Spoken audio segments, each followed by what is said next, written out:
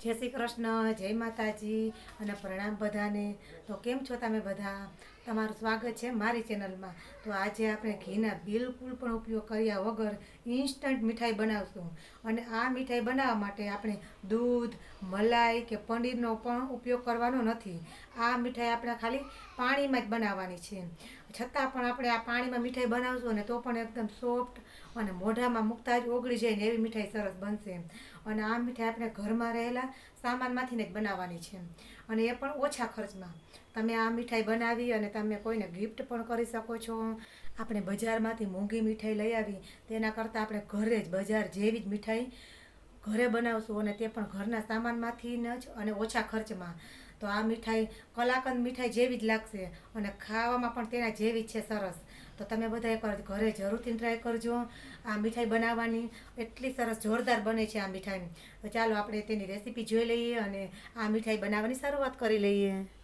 આ મીઠાઈ બનાવવા માટે આપણે એક બાઉલને સેટ કરી લેવાનું છે।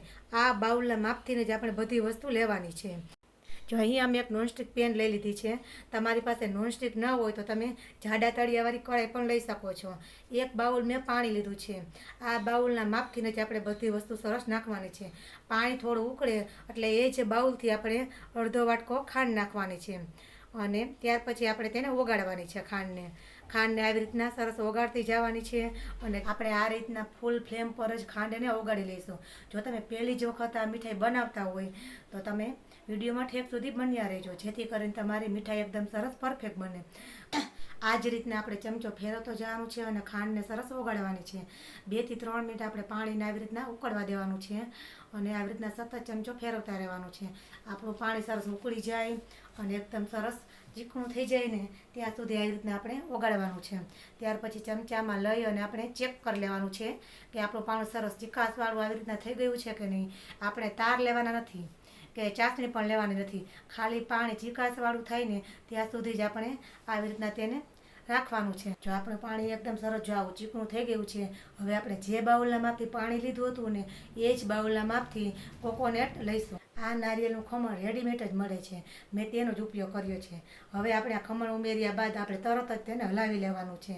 ત્યાર પછી જે આપણે બાઉલ લીધું હતું એ જ બાઉલથી આપણે અડધો કપ મિલ્ક પાવડર નાખવાનો છે અને ત્યાર પછી આપણે તેને તરત જ હલાવતા રહેવાનું છે। જો આવી રીતના આપણે મિલ્ક પાવડર નાખીને તો ઘણી વખત ગાંઠા પણ બની જાય છે, એટલે આપણે સતત આવી રીતના હલાવતા રહેશું ને તો આપણા મિશ્રણમાં ગાંઠા નહીં પડે। એટલે આપણે મિલ્ક પાવડર નાખી અને તરત જ આવી રીતના હલાવતા રહેવાનું છે। અને આ તમને આજની આ રેસીપી કેવી લાગી ને તે કોમેન્ટમાં જરૂરથી જણાવજો અને તમે ક્યાંથી જુઓ છો તે પણ જણાવજો। અને જો ગમ્યું હોય તો લાઈક કરજો, શેર કરજો અને મારી ચેનલમાં નવા હોય તો જલ્દી જઈને સબસ્ક્રાઈબ કરી દેજો। અને ત્યાર પછી જો બાજુમાં રહેલા આઇકોન બેલને પણ પ્રેસ કરી દેજો જેથી કરીને મારા બધા જ નવા વિડીયોની રેસીપી તમને બધાની પહેલાં જોવા મળે। આવી રીતના આપણે ચમચો ફેરવતા જશું અને સરસ હલાવતા રહીશું। આપણે જો કઢાઈમાં મિશ્રણ છોડે ને ત્યાં સુધી આપણે તેને હલાવતા રહેવાનું છે, ચમચામાં ચોટે નહીં ત્યાં સુધી આવી રીતના સતત હલાવતા રહેવાનું છે। તો હજી આપણે 2 થી 3 મિનિટ સુધી આપણે તેને રહેવા દેવાનું છે। હજી આપણું મિશ્રણ સરસ તૈયાર થયું નથી। આ રીતે આપણે તેને સતત હલાવતા રહીશું અને આ ફૂલ ફ્લેમ પર જ આપણે કરવાનું છે। અને આ સ્વીટ એટલી ઇન્સ્ટન્ટ છે ને કે માત્ર 10 થી 15 મિનિટમાં સરસ તૈયાર થઈ જાય છે અને ખાવામાં પણ જબરદસ્ત છે। અને તમે આ સ્વીટ બનાવી અને કોઈને ગિફ્ટ પણ કરી શકો છો, એટલી સરસ બને છે। જો તમારે કોઈને ગિફ્ટ આપવી હોય તો આ સ્વીટ બનાવીને તમે આપી શકો છો। આ રીતે સરસ મિશ્રણને હલાવતા રહેવાનું છે। જો તમારી કઢાઈમાં હવે મિશ્રણ થોડું છોડવા લાગ્યું છે અને ચમચામાં પણ ચોટતું નથી, હવે આપણું મિશ્રણ બનવામાં થોડીક જ વાર છે, આપણું મિશ્રણ સરસ બની તૈયાર થઈ જશે। હવે આ મિશ્રણમાં તમારે જો એલચી પાવડર ઉમેરવું હોય તો તમે ઉમેરી શકો છો। મેં અહીં એલચી પાવડર સ્કીપ કરેલો છે, તમને ભાવતો હોય તો તમે ઉમેરી શકો છો। જો તમે આ બધી જ ટિપ્સ ફોલો કરશો ને તો તમારી મીઠાઈ પણ પહેલી જ વખતમાં પરફેક્ટ બનશે।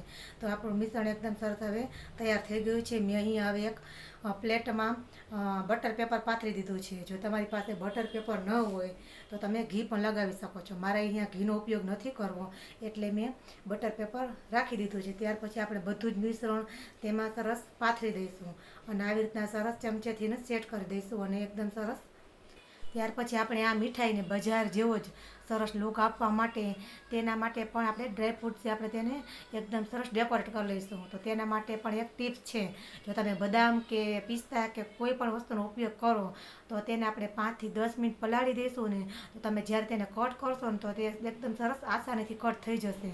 તો અહીંયા મેં મીઠાઈને એકદમ સરસ સેટ કરી લીધી છે, તમે જોઈ શકો છો. ત્યાર પછી આપણે તેને ચપ્પુથી આવી રીતના ગરમ હોય ને ત્યારે જ આવી રીતના સરસ કટ કરી અને પીસ કરી લઈશું. એકદમ ગરમ હોય ને ત્યારે તમારે આવી રીતના પીસ કરી લેવાના છે. જો બધી જ મીઠાઈમાં આવી રીતના મેં સરસ ચપ્પુથી એકદમ ચોરસ પીસ કરી લીધા છે, જેથી કરીને આપણી મીઠાઈ ઠંડી થાય ને ત્યારે પણ આવી રીતના સરસ પીસ નીકળે એના માટે. હવે આપણે તેને બજાર જેવો લુક આપવા માટે મેં કાજુ અને બદામને સરસ પલાળી લીધા હતા. ત્યાર પછી તેને આવી રીતના કટ કરી અને બધા જ પીસ ઉપર આપણે બબે કાજુ બદામથી સરસ આવી રીતના ડેકોરેટ કરી લઈશું. આનાથી આપણે બજારમાં મળે ને એના જેવી સરસ મીઠાઈ લાગશે. લુકમાં એકદમ સરસ બજાર જેવો જ લુક આવી જશે આપણી મીઠાઈમાં, અને જોતાં જ સરસ ખાવાનું મન પણ થઈ જશે. ત્યાર પછી અહીંયા મેં આ ગુલાબની પાંદડી લીધી છે, તેને કટ કરી લીધી છે. આમાં તમે સુકેલા ગુલાબ હોય તેને કટ કરીને પણ રાખી શકો છો. અહીંયા મેં આ ફ્રેશ ગુલાબ લીધું છે અને તેને પાંદડીને કટ કરી અને બધા જ પીસમાં સરસ રાખી દીધી છે. તો જોઈ લે, જોતાં જ આપણી મીઠાઈ કેટલી મસ્ત લાગે છે. આ મીઠાઈ એકદમ સરસ કલાકંદ મીઠાઈ હોય ને તેવી જ લાગે છે અને સ્વાદમાં પણ તેના જેવી જ છે. તો હવે આ મીઠાઈ આપણે 3 થી 4 કલાક સુધી સેટ થવા માટે રહેવા દઈશું. આપણે બજારમાંથી મોંઘી મીઠાઈ લઈ આવી અને એના કરતાં આપણે ઘરે જ મીઠાઈ સરસ બની જાય છે, માત્ર 3 વસ્તુમાંથી જ, અને એ પણ એ સરળ રીતે અને ઓછા સમયમાં 10-15 મિનિટમાં તો આપણી મીઠાઈ સરસ બનીને તૈયાર થઈ જાય છે. અને લુક વાઇઝ તો એકદમ સરસ બજાર જેવી જ છે અને ટેસ્ટમાં પણ બજાર કરતાં પણ સરસ હોય છે. તો તમે બધા એકવાર જરૂરથી બનાવજો. ઓછા સામાનમાંથી આ મીઠાઈ સરસ બની જાય છે. જો તમને આજની રેસીપી ગમી હોય તો જરૂરથી લાઈક કરજો. ફરી પાછા મળીશું નવા વિડીયોમાં નવી રેસીપી સાથે. ત્યાં સુધી બધાને જય શ્રી કૃષ્ણ, પ્રણામ.